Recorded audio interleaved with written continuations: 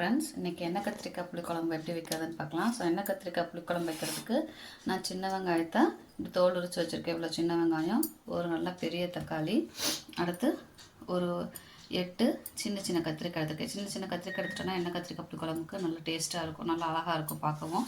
அடுத்து கருவேப்பிலை எடுத்திருக்கேன்.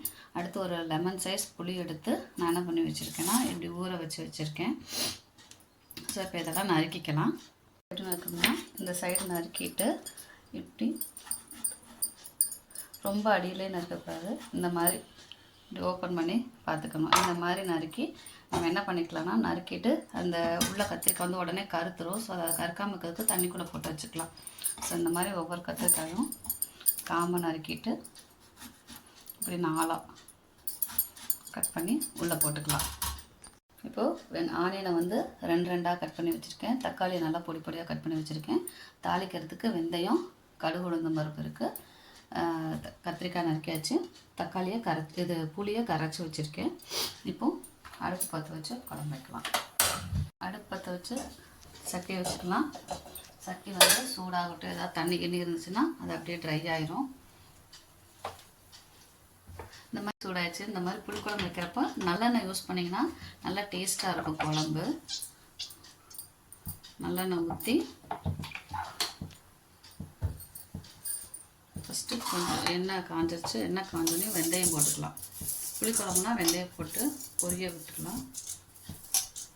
கொஞ்சம் எண்ணெய் போட்டு வெந்தயம் பொரியட்டும். வெந்தயம் பொரிஞ்சதுக்கப்புறம் கடுகு உளுந்தம் பருப்பு போட்டுக்கலாம். வெந்தயம் பொரிஞ்சிருச்சு. இப்போ கடுகு உளுந்தம் பருப்பு போட்டுக்கலாம். சில்வர் சட்டிங்கிறதுனால சிம்மில் வச்சுக்கலாம். திடீர் டக்குன்னு அடி பிடிச்சிடும். இப்போ ஆனியன் போட்டுக்கலாம்.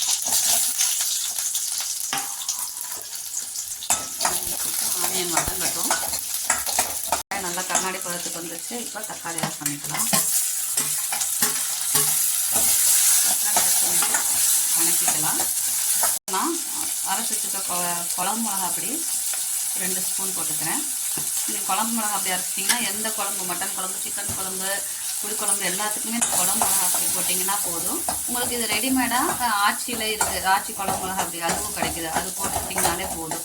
ஸோ இது வணங்கினதுக்கப்புறம் நம்ம என்ன பண்ணிக்கலாம்னா இந்த கத்திரிக்காவே ஆட் பண்ணிக்கலாம்.